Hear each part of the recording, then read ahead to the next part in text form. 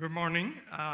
It's an absolute pleasure to be here today in this DigiEcon Global Summit. I'm very pleased also to that our organization, the World Bank Group and IFC are supporting this initiative and the initiatives from the ministry. I think we are in a really critical moment for Sri Lanka, where we have seen how the country has gone into a very deep crisis, has gone into a stabilization, and now it's going into a growth mode. And I think we need to leverage that growth.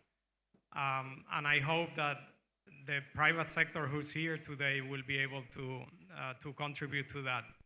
I think everybody would agree with me if I say that the digital economy is critical for any country. You look at the largest companies today in the world, they're all tech companies. I mean, there is no return from that. And so the sooner that we adopt that digital economy, the better.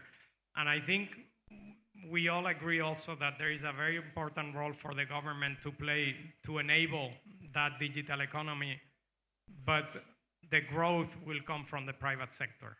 Okay, and so that's what we are here today to hear from government on how they are planning to enable that for private sector to come. So very, very pleased to have here a very distinguished panel of ministers and the chief of staff for the president.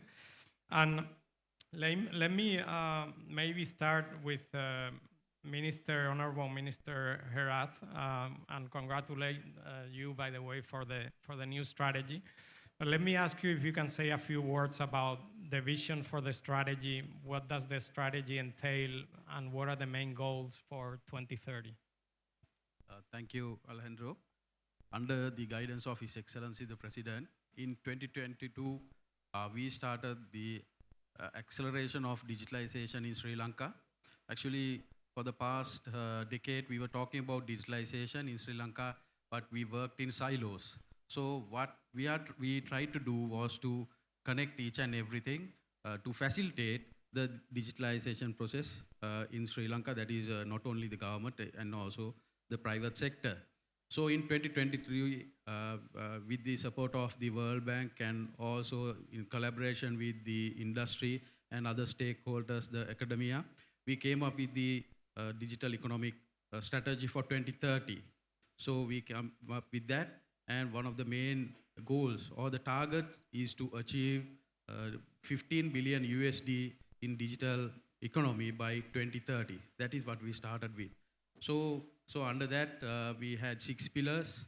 To start with, the connectivity. So right now we are in the process of having 4G connectivity throughout the island by 2025, end of 2025. And also now we have given the initial approval for Starlinks that will also support us. And the second pillar is skill development. What we have done is we are trying to build a workforce for ICTA and also a strong ecosystem for the startups in Sri Lanka. So this is one of the events were under that. So, and the third one is the most important pillar, that is the government digitalization. So to reduce the corruption, we talk about corruption, to reduce the corruption, to increase the efficiency of the government services, we should focus mainly on digitalization of the government. We have started many projects. We have started DPIs and digital public goods as well, and we are planning to implement more digital public goods in the government sector. The third pillar is the cyber security. So in 2022, we came up with the Data Protection Act, and it was approved by Parliament. In 2023, we established the Data Protection Authority, and this year we are planning to get the approval for the Cybersecurity Act, which is drafted, and we are working on that. And also when you look at fintech, right, we are trying to increase the cashless economy in Sri Lanka. we have many programs, and we are trying to take it down to the grassroots level. And also across SMEs and across the other industry, we have worked with the SMEs, we are working with the industry, and actually this is one of the objectives of having investment summit is also working with the industry. So that is our main objectives, and the main project which we have is the unique digital implementation of the unique digital ID, and we've got the cabinet approval last week. Hope to implement this, and this will be the base of digitalization, connecting all the government as well as the private institutions, especially the banks. And also we are working closely with the investment promotion ministry to facilitate the digital investors and to support them on this journey.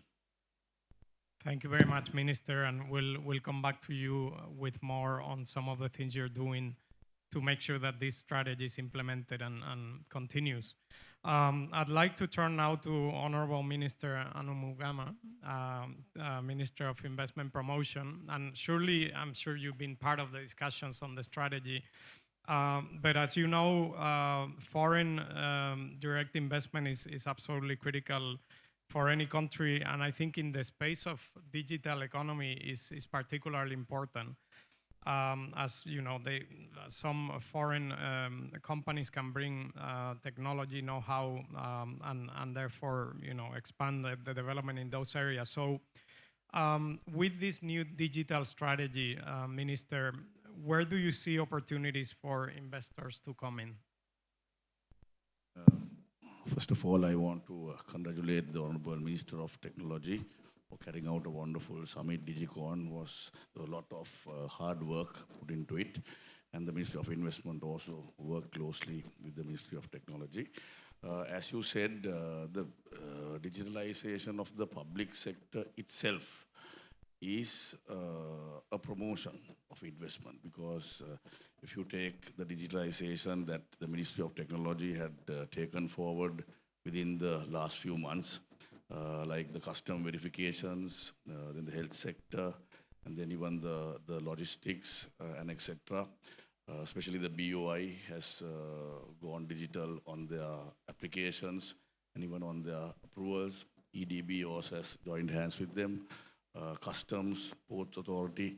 So as you know, one major issue that we face with foreign investment is the cumbersome process of approvals, which takes quite a long time, and it's a cumbersome process. So, but through digitalization, especially like the customs and the BOI, EDB, that we are working closely with the Ministry of Technology, digitalization itself is a part of investment promotion. So we want to thank the Ministry of Technology for what they have done already.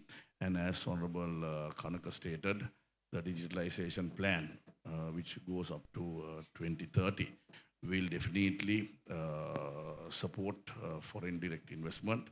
And also, if you talk about what the Ministry of Investment has to offer to this sector, we have started a new project which was started and it was stalled and it's restarted, called the Technoparks, where the government was to promote BPOs in scenic locations like Nuwara, Galle, Kurunegala. The infrastructure is already been done, and we want to try, and we had several discussions with the private stakeholders.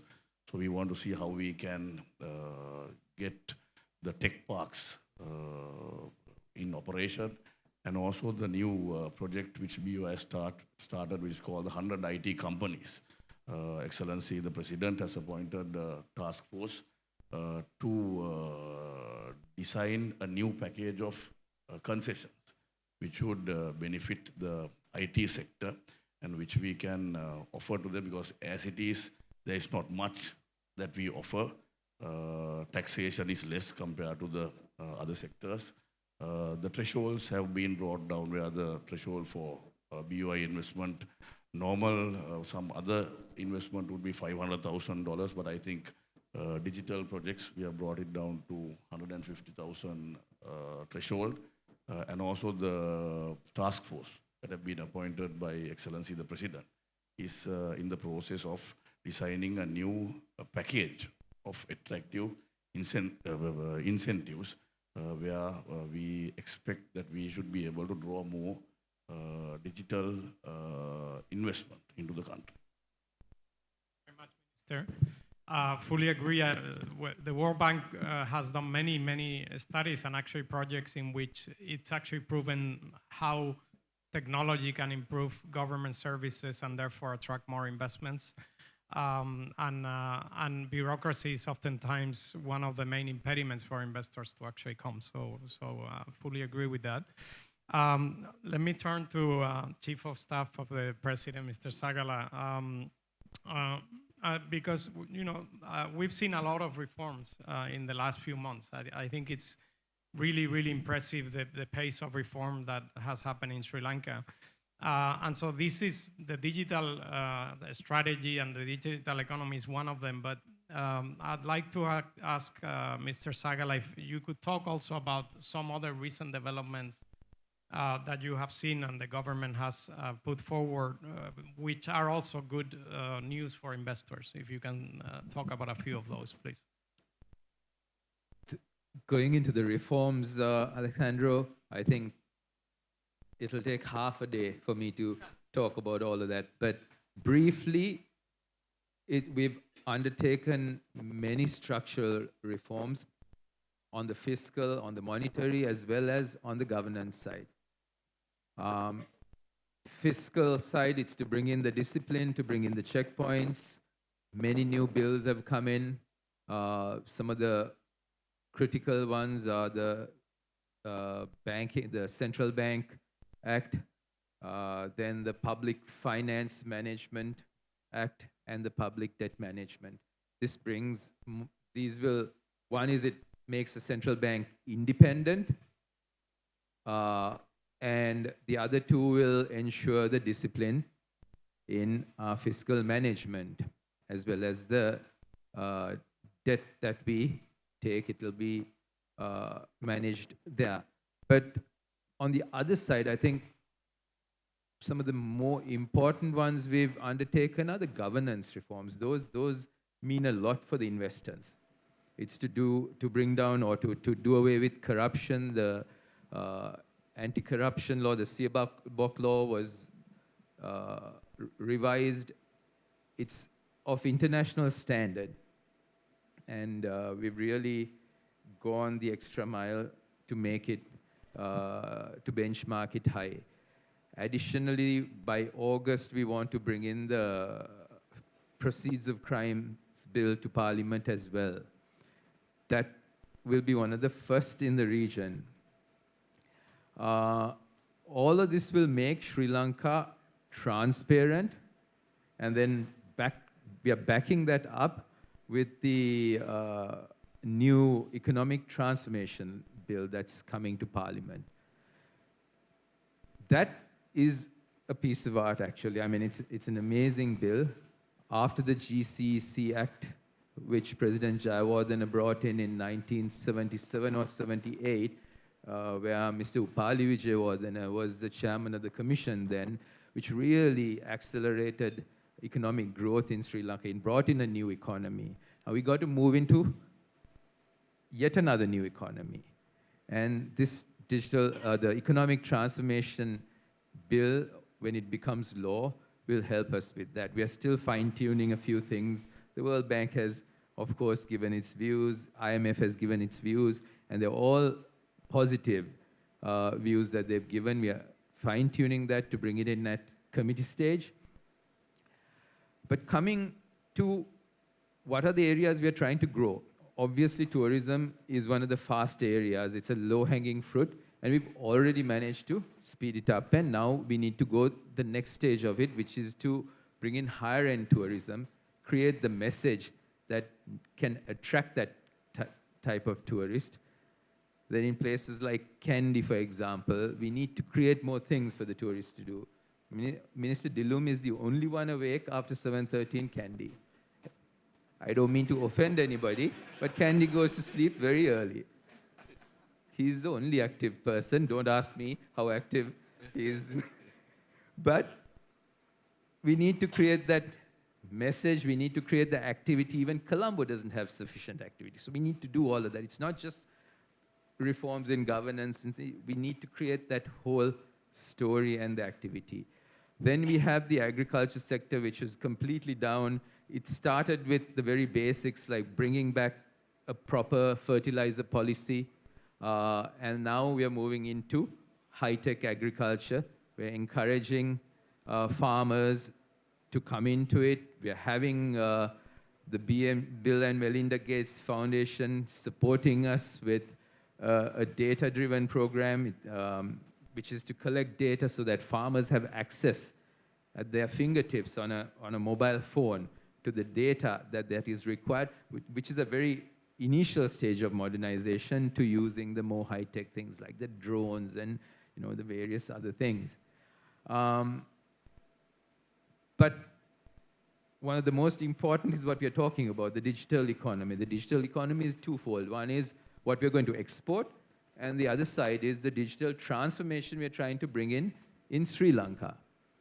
That is, the export industry has been fairly solid in Sri Lanka. It just needs to be promoted and assisted with what the minister talked about, the concessions, the various incentives that help you to get it moving, and the training ground that is required. But it's a digital transformation which actually is going to be very key to Sri Lanka, and that is what we've been struggling with for a while. The Honorable Minister, the Secretary to the Prime Minister, the Secretary to the Ministry, we've been talking to the private sector, been talking to India, because SLUDI will play a key role in this entire thing. How do we do it? How do we stop the little boxing matches amongst the institutions in Sri Lanka and work together seamlessly so that there is all this computer language or tech language like interoperability and all of that. So that's where we finally decided we'll come up with this digital transformation agency, a digital transformation officer, or a chief technology officer. And that's the law or the bill we are working on currently, which will change, hopefully, the way we do the transformation in Sri Lanka. That's not only the DPI and the public services, but the entire gamut of things. I think I better shut up now. And if there's anything more, I can come in again. No, I thank you very much, Mr. Sagala. No, that actually I was going to ask you a follow-up question, which you touched a little bit on it, but it's about governance. You mentioned governance, and I think when it comes to digital, again, one of the best ways to improve governance is through digital, right?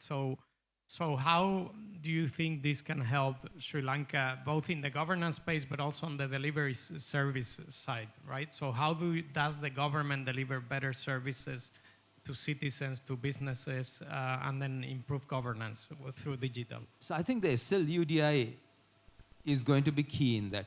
It is, I'm not saying SLUDI, but that infrastructure, and we've chosen to go with SLUDI, so that's why I said SLUDI. And it's got delayed due to some issues we had to work out locally, nothing to do with the partner we are working with. They've been ironed out, and now we are ready to go, move the process along. Now you take, for example, Aswasuma. Aswasuma was a social welfare benefit program we brought in to support the downtrodden during the crisis. And this is a program that we are going to continue. The critical thing here is the registry. And that getting the registry right, we won't be able to do it in one cycle. We'll probably take 2 to 3 cycles, and the World Bank has supported us on it. That registry will be key to many things. It'll be key to social welfare benefit, direct social welfare benefit. It can be key to maybe a senior citizens program that we bring in at some stage. It can be key to fertilizer subsidies, where you do away with corruption. You go directly to a wallet or a bank account. We're going right now into a bank account, but I think a wallet will make life a lot more easier for people to operate out of, especially the rural folk. Otherwise, the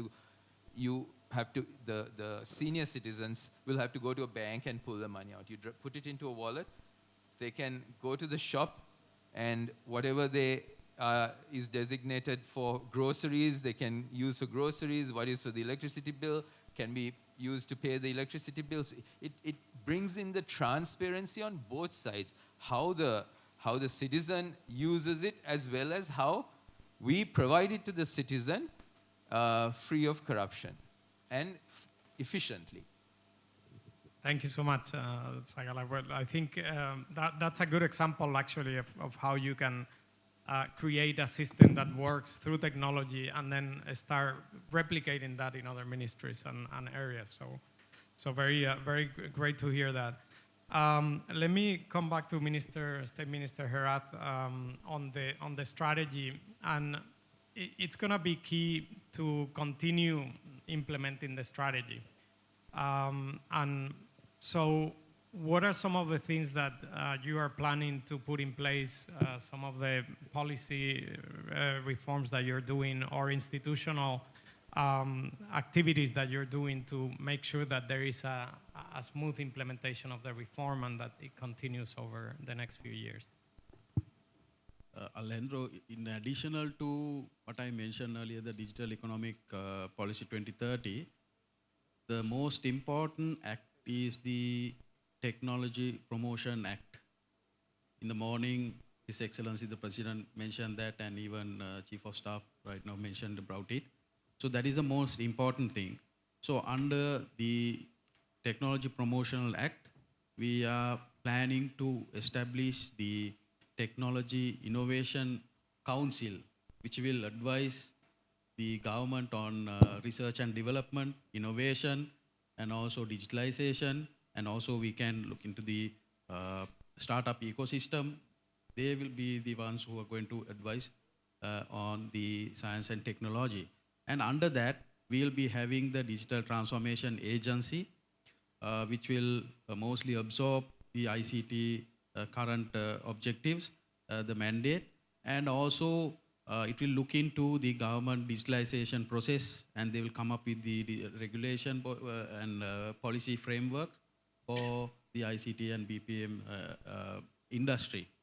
And also under the DTA, or it might be independent from the DTA, but we'll be having the AI Center, where research and development and also innovation on AI will be done.